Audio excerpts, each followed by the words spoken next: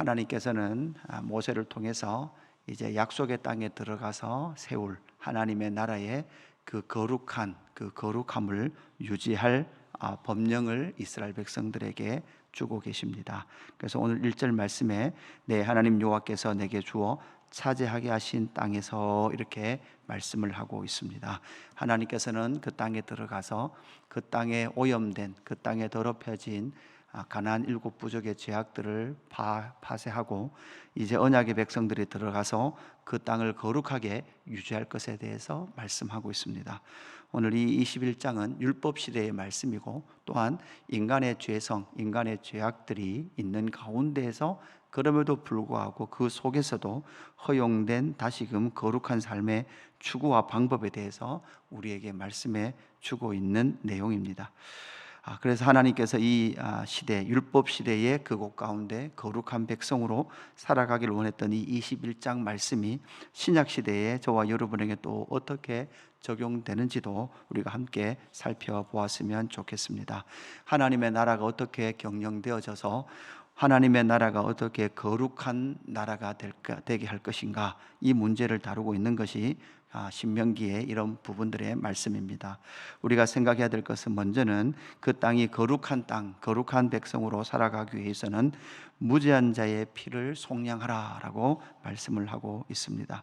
그래서 21장 1절 중반절에 보니까 땅에서 피살된 시체가 들에 엎드려진 것을 발견하고 그 쳐 죽인 자가 누구인지 알지 못하거든, 이렇게 말씀하고 있습니다. 그래서 피살된 시체가 발견된 그런 상황이 설정이 되었습니다. 이렇게 되었을 때 이 문제를 어떻게 해결을 해야 합니까? 가장 가까운 성읍의 장로들, 가장 가까운 거리를 재서 가장 가까운 성읍이 그 피살된 시체를 관리하고 처리하는 그 의무를 가지게 됩니다. 그렇게 될 때 암송아지 한 마리, 아직도 부리지 않고 멍에를 매지 않았던 암송아지 한 마리를 가지고 4절에 보니까 그 성읍의 장로들이 물이 항상 흐르고 갈지도 않고 씨를 뿌린 일도 없는 골짜기로 그 송아지를 끌고 가서 그 골짜기에서 그 송아지의 목을 꺾을 것이요, 이렇게 말씀하고 있고, 6절에 보니까 그 피살된 곳에서 가장 가까운 성읍의 모든 장로들은 그 골짜기에서 목을 꺾은 암송아지 위에 손을 씻으며 이렇게 말씀하고 있습니다. 이렇게 목을 꺾고 그 피를 물에 씻으며 나가는 이러한 제사제도, 어떻게 보면 제사제도의 한 형태로 나타나고 있는 거죠. 그것을 통하여 속량과 대속, 목을 꺾는다라는 것은 그 부지 중에 누구인지 알지 못한 어떤 상황 가운데 죽은지 모르는 그 시체를 처리하는 방법, 그리고 그 시체의 피 흘림을 통해서 그 땅이 피로 물들지 않도록 하는 방법이 송아지의 목을 꺾어라, 이렇게 말씀하고 있죠.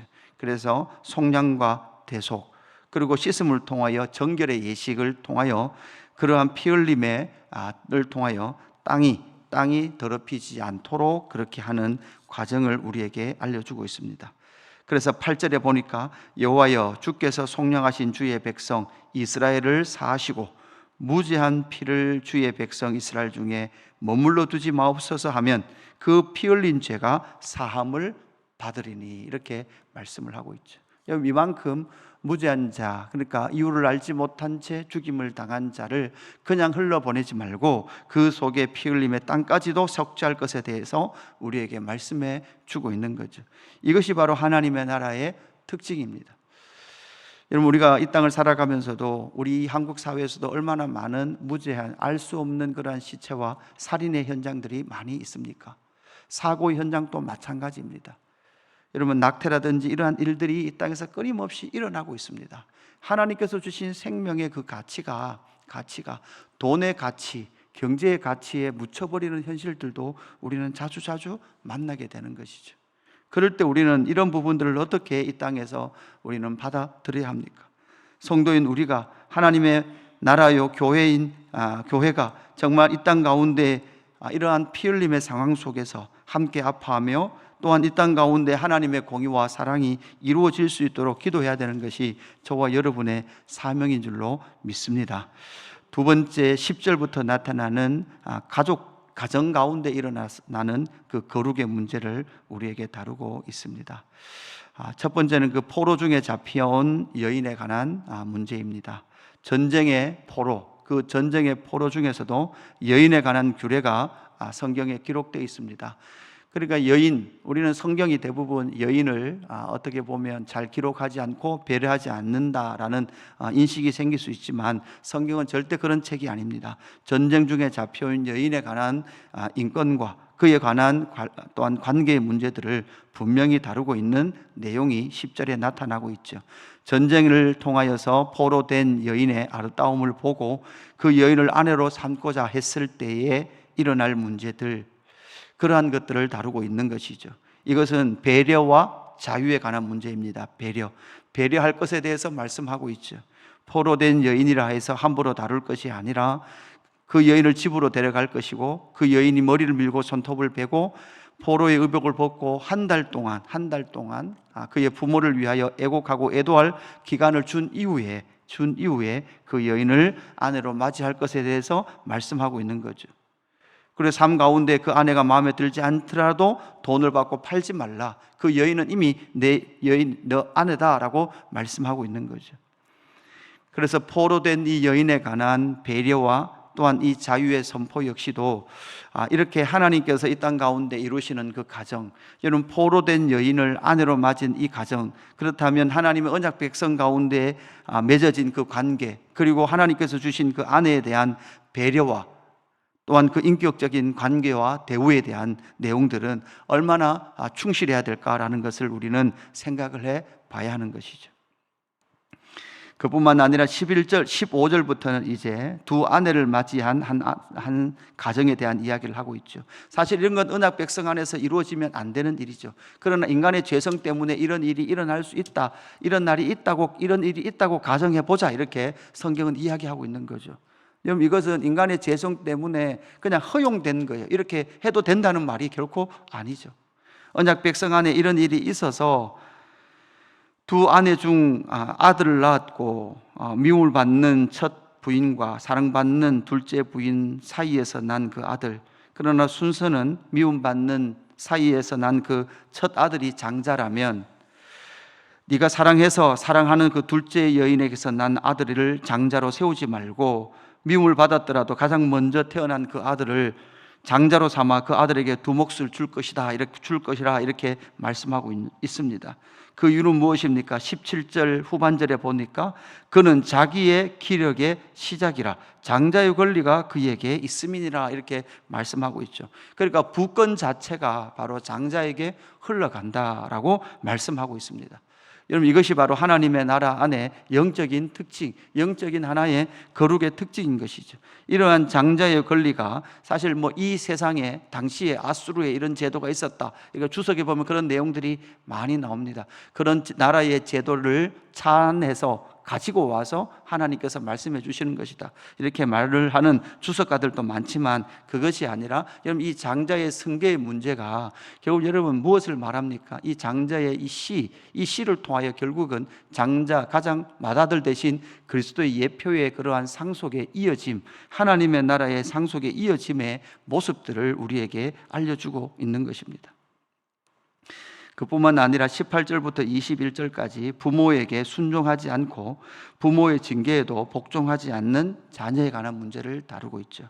여러분, 이런 부분들은 18절부터 21절까지 나타나는 이런 부분들은 결국 여러분 이 자녀가 나중에 무엇까지 위협을 하게 됩니까? 이건 이렇게 생각해야 되는 거죠. 패역한 자녀가 부모의 생명의 위협을 느낄 만큼의 도전이 있을 경우를 전제하고 있는 거예요. 그죠? 어릴 때 당연히 애들이 말 안 듣죠. 말 안 듣는 걸 다 갖다 와가지고 돌로 다 죽여라, 이런 말이 아니죠. 이런 불순종의 자식들이 부모의 생명을 위협할 정도의 공동체를 훼손하는 상황까지 갔을 때 이 문제를 누가 처리하라는 거예요? 공동체의 문제로 보라는 거예요.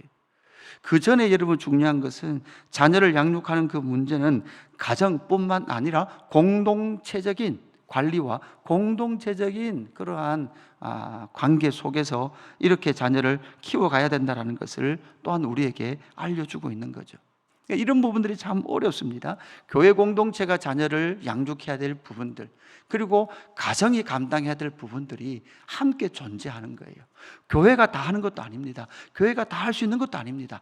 가정이 다 할 수 있는 것도 아닙니다. 그래서 교회와 가정, 하나님의 나라와 그 공동체와 가정이 함께 이 자녀의 문제를 다뤄가야 된다는 것이고, 이 18절부터 나오는 이 문제는 극단적인 불순종의 문제와 그 불순종의 문제 때문에 부모의 생명까지도, 그 자녀의 방탕함으로 말미암아 부모의 생명까지도 도전을 받을 때 분명 공동체가 나서서 이 문제를 해결할 것에 대해서 말씀해 주고 있는 것이죠.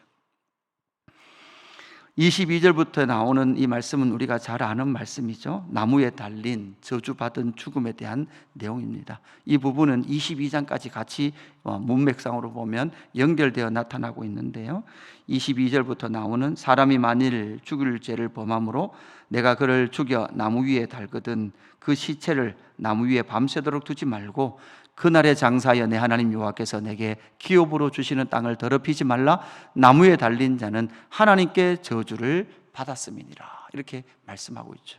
우리 주 예수 그리스도의 십자가의 죽으심을 우리는 이렇게 저주의 죽음으로 인식을 하고 있습니다. 저주, 누구의 저주입니까? 우리를 향한 그 저주가 그리스도께 부어졌죠. 베드로 사도는 베드로전서 2장 24절 25절 친히 나무에 달려 그 몸으로 우리 죄를 담당하셨으니 이는 우리로 죄에 대하여 죽고 의에 대하여 살게 하려 하심이라. 그가 채찍에 맞음으로 너희는 나음을 입었나니 너희가 전에는 양과 같이 길을 잃었더니 이제는 너희 영혼의 목자와 감독 되신 이에게로 돌아왔느리라.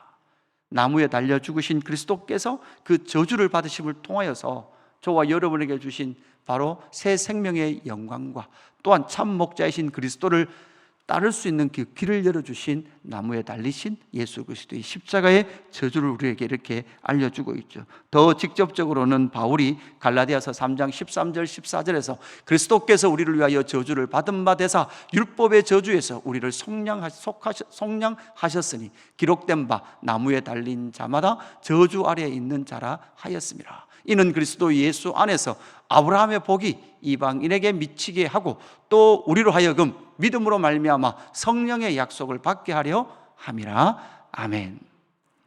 이 모든 축복을 우리에게 주기 위하여 우리가 받아야 될 그 저주를 나무에 달리셔서, 저주받은 자로 나무에 달리셔서 십자가의 죽으심을 통하여 저와 여러분을 다시금 하나님 나라 백성 삼으시고 거룩한 자 만드셔서 거룩함을 받은, 부르심을 받은 자로 부르셔서 하나님의 사람, 하나님 나라 백성 되게 하셨다라는 사실이 이 말씀을 통해서 우리에게 주어지는 것이죠.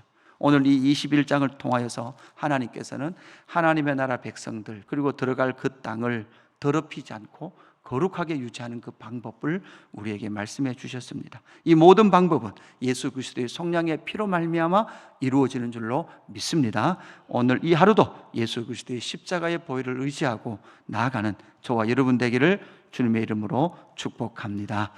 아버지 하나님, 감사합니다.